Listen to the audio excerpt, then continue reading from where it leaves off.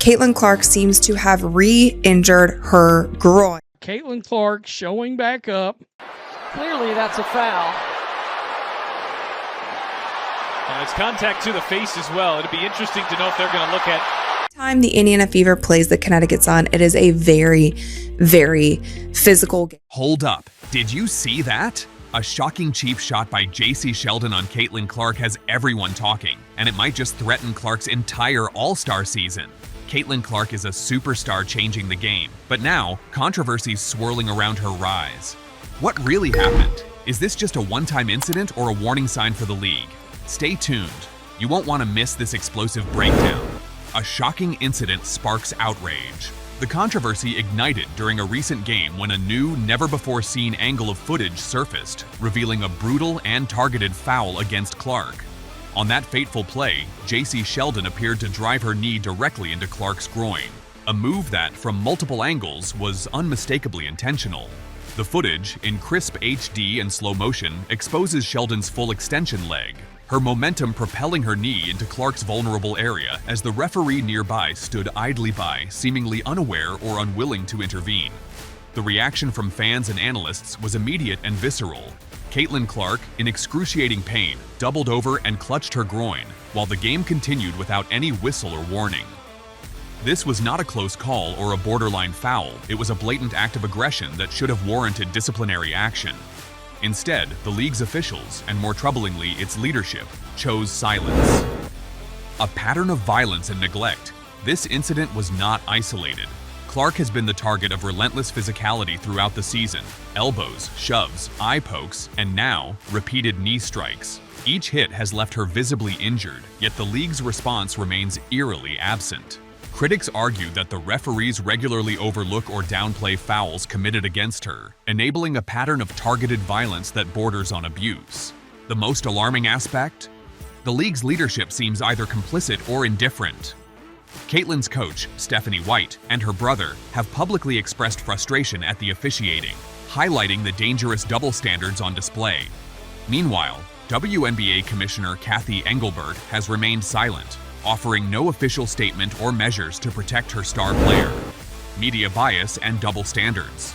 The media coverage, or lack thereof, further illustrates the league's troubling priorities. When other players sustain injuries, there is widespread sympathy and support. Headlines emphasize their resilience and the need for league accountability. But with Clark, the narrative is often muted or dismissive. Some media figures have even implied she's soft or exaggerating her pain. This disparity fuels a dangerous environment where Clark's health and safety are secondary to the league's image. Fans have taken to social media, trending hashtags like #ProtectCC and #StopTheTargeting, demanding action.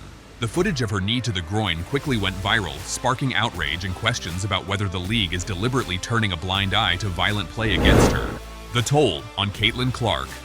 The physical toll is undeniable. Clark has suffered multiple soft tissue injuries, groin strains on both sides, within a short period. Groin injuries are notoriously slow to heal and require months of rest and proper treatment. Yet, she has been forced to play through pain, risking further damage. Her recent game statistics reflect her struggles, visibly limping, less explosive, and perhaps most heartbreakingly, tearful moments under a towel, hinting at the emotional exhaustion piling up behind her fierce public persona. Her brother's public outcry, calling out referees and league officials, underscores the frustration felt by many fans and former players. The sentiment is clear: Clark is being targeted, and the league's failure to protect her is a sign of deeper systemic issues. A league in crisis. The broader implications are staggering. Caitlin Clark is more than just a star, she's the league's biggest asset, the face that's bringing women's basketball into the mainstream spotlight. Her ability to draw crowds, boost ratings, and inspire a new generation of fans has transformed the league's prospects. Yet, instead of safeguarding this valuable talent, the league appears to be neglecting her safety in favor of outdated notions of toughness and physicality. This neglect threatens the league's credibility. Ticket sales are plummeting, with some games in Clark's home state now costing a fraction of their original price. Social media backlash is mounting, with fans openly questioning whether the league cares more about profits than player well-being. Some have even called for NBA Commissioner Adam Silver to step in, citing the need for higher oversight and accountability. The cost of silence. The silence from league officials is deafening. Caitlin Clark's injuries continue to mount, and her future in the league is increasingly uncertain.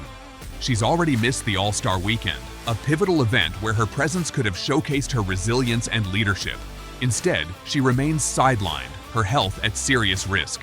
The league's response, or lack thereof, sends a disturbing message that player safety is secondary to spectacle and profit. When the very organization responsible for protecting its athletes turns a blind eye to repeated assaults, it erodes the foundation of trust necessary for growth and legitimacy. A call for accountability. This crisis raises urgent questions. Why is the league allowing targeted violence against its rising star? Why does the leadership remain silent while the best player is battered and injured? And most critically, what will it take for meaningful change? Caitlin Clark's stance, whether she intentionally or unintentionally, has become a rallying cry for fans demanding fairness and safety. Her willingness to speak out, despite the risks, highlights her awareness of the broader issue, that the league's current culture is unsustainable. If the WNBA continues down this path, it risks losing its most valuable asset, and perhaps its future. Clark's injuries are not just a personal tragedy, they symbolize a systemic failure. Her potential departure or prolonged absence could deal a blow to the league's credibility and financial stability. The way forward. The solution requires decisive leadership. The league must acknowledge the problem, enforce stricter penalties for violent play, and prioritize player safety over outdated notions of toughness. Referees need proper training, accountability measures must be implemented, and league officials must publicly support their players. Caitlin Clark has already demonstrated her resilience, but she shouldn't have to carry the entire burden of reform. The league's leadership must step up, or risk losing not just a star, but the trust of its core audience. In conclusion, Caitlin Clark's ordeal is a stark reminder of the work still needed to elevate women's basketball into a truly safe, fair, and respected professional sport. Her talent, passion, and perseverance have sparked a movement, one that demands accountability at every level. For the league to survive and thrive, it must protect its stars, honor its commitments, and finally confront the systemic issues that threaten to undermine everything they've built. Until then, the question remains: will the WNBA rise to the challenge, or will it let one of its brightest stars fall? The future of women's basketball depends on the answer.